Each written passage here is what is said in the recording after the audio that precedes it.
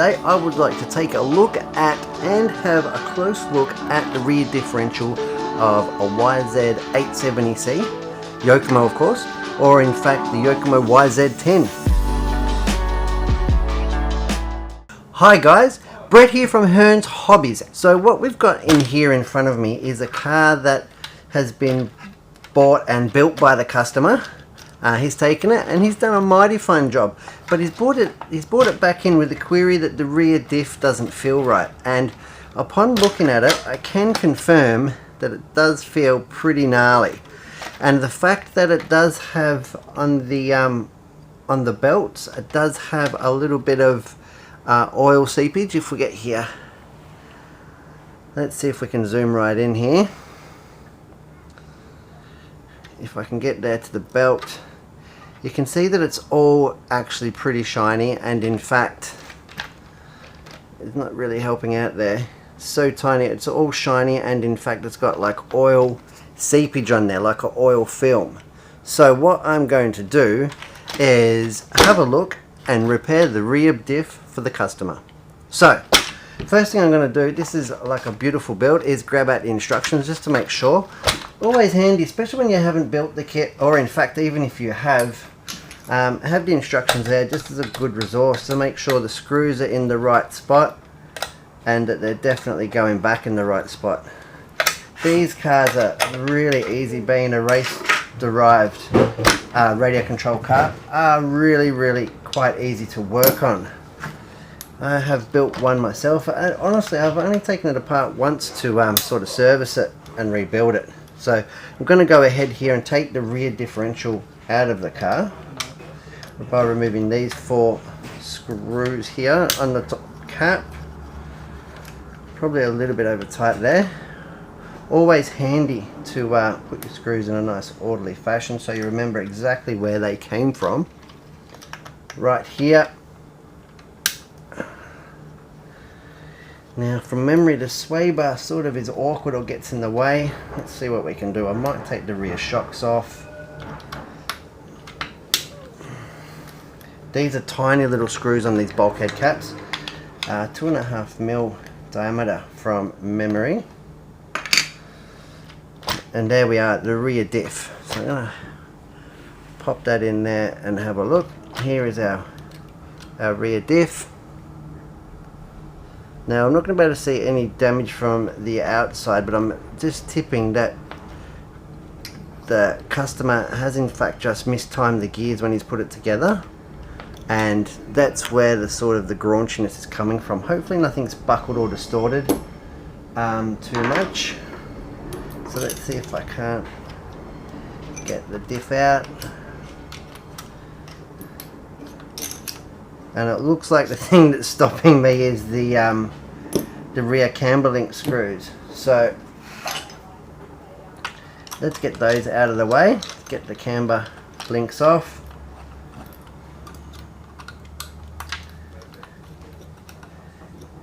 If I just loosen them, that might probably give me enough movement, I think, just to get them out. I can loosen them.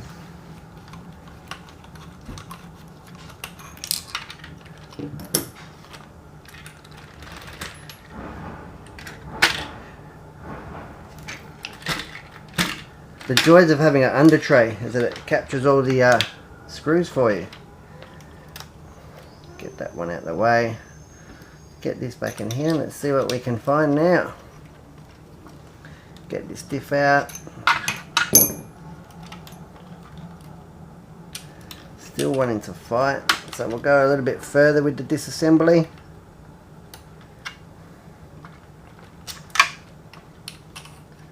Get these screws out of the way. Now it should just come on out. Have to work with the tension of the belt, of course.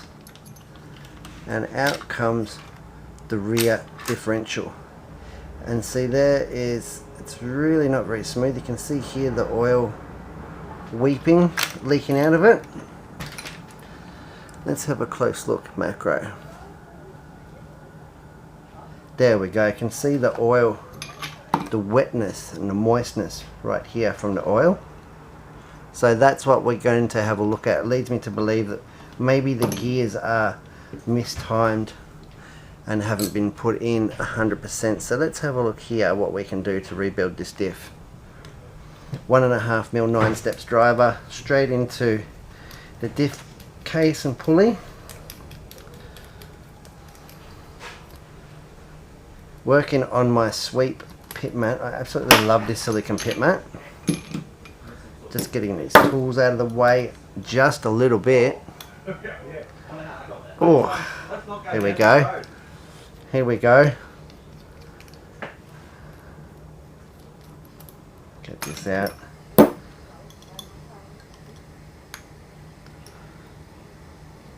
Back in the original 870C or /YZ10, they would have had ball diffs, completely different differential unit. But they did this in the just, but I think because of the power of the modern brushless motors, and in fact somewhat the ease of maintenance is much easier on a gear differential. Here we go, let's have a look. Just going to pop it out.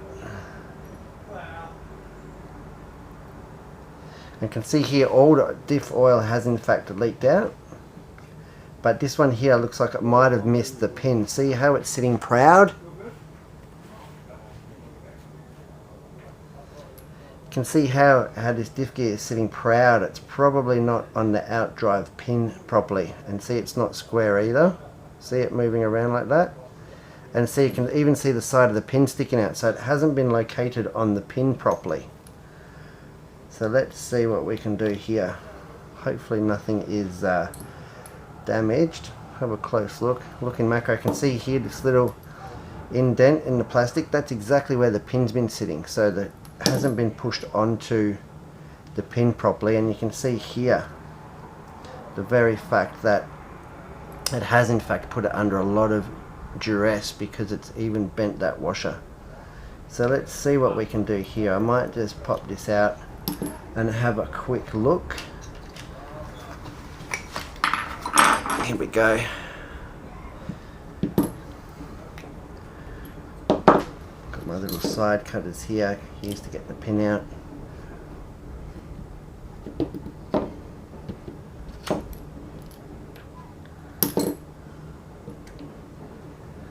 Yeah, so that washer here has definitely been a little bit bent.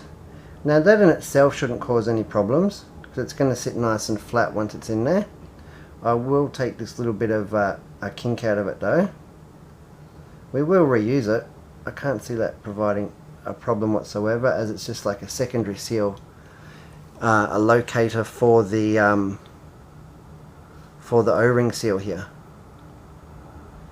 You can see here, and it is nice and dry behind here, so it tells me that it hasn't been leaking in behind here. So we're going to say that that O-ring is all good. I'm not going to disassemble it any further. Let's get that washer back in there and sitting pretty, like so. Sitting nice and flat now. Go ahead and put my pin in. Just using the pliers to locate it. Pretty hard actually trying to do this on macro, but I wanted to see you guys sort of the precision that it... Okay, I'm going to go ahead now. The pin's sitting nice and central. I'm going to go ahead now and locate the gear like so, and can see now how it's not sitting anywhere near as proud as what it was, and it will be sitting nice and flat. And because the car hasn't been used, hasn't been played with, the gear should be okay. Being plastic and stuff, I don't think it should have done any damage. As long as the threads haven't been stripped on the case here, the customer hasn't overdone the torque settings on here, I think we should be okay. I'm just going to put my finger in here now and rotate the diff, and that feels beautiful and smooth. Now because it did have existing issue, before I go ahead and refill it and everything, I'm just going to dry assemble it and make sure that the gear profiles are okay and fine. Yeah, that is perfect. That will be fine. That is beautiful and smooth now. Before you could barely even turn that over, and it was really, really notchy. Okay. Make sure that I don't disturb that gear, and we'll go ahead and fill it up. Now I've got my 9 steps fluid here, so I'm going to go ahead and fill that one up. What have we got? Actually, I've got the factory, here we go, I've got the kit, I've got the factory 5K oil that was in the kit. Let's go ahead and put that in. Filling it up. Let's have a look at the instructions to how they say to fill the diff. It's been quite a while since I have built 870C.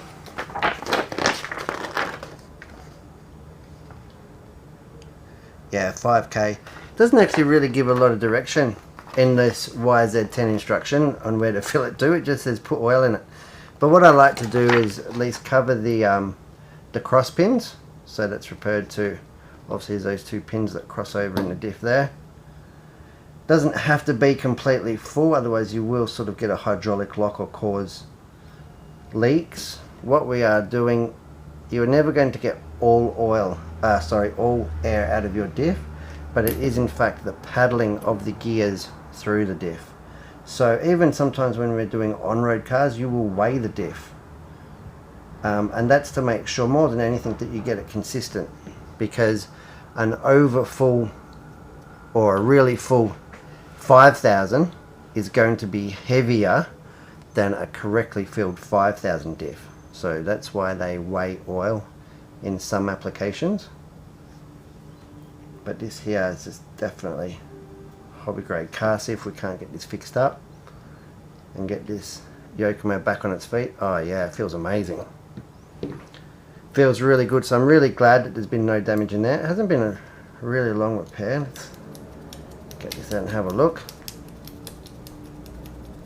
Threads feel okay so far. Now when you're doing the diffs, like I said, you just sort of locate it, get the first screw down. I haven't done that by any means tight, I've just seated the head.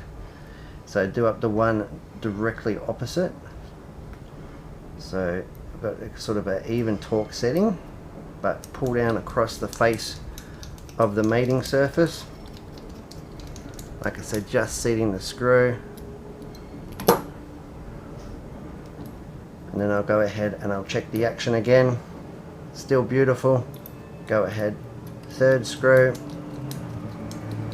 And then the last screw will be directly across from that. Like so.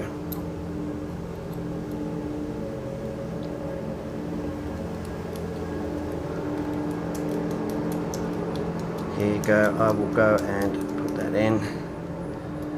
And then I will literally mate it and then undo it 1/8 of a turn. Mate it, undo it 1/8 of a turn, just to make sure that we are all at the same torque settings.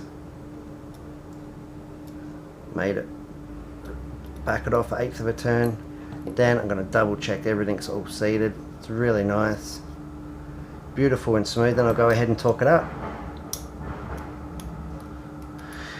So you don't need to really wrench on these, and just be mindful. I know exactly that's 1/8 of a turn, 1/8 of a turn, and then the next time I go around I'll do it in 16ths. Do another 16th, another 16th, and another 16th of a turn. Do the last one. That is it. That is done. I am calling it done. Once that residue's all come off there, which it will, that's going to have no more leaks or issues. We can go ahead now and put it back in the car, and then we'll see how it feels. So, should be pretty simple, just the way that it came apart. It's the beauty about working on race RC cars, is that they are really easy to work on for that reason, because they're designed to be serviced and raced in a hurry, adjusted, made with as little parts as possible. Get this cap on. Now because these screws are so small, I actually like to put, the customer hasn't, I like to put a drop of Loctite. Just a medium strength one.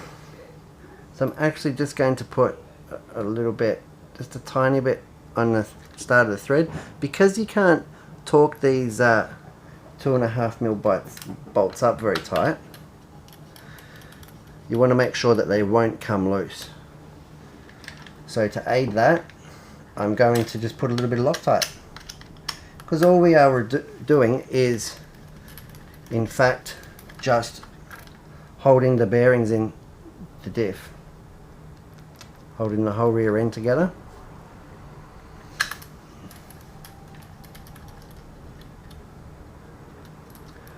Just the tiniest drop of Loctite on here.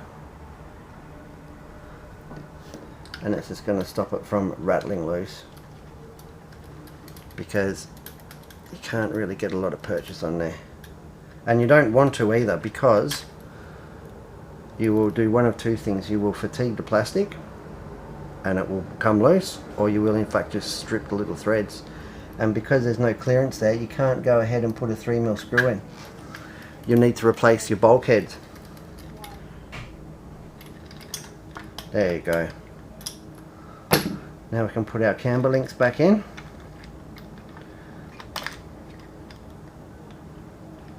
Like so.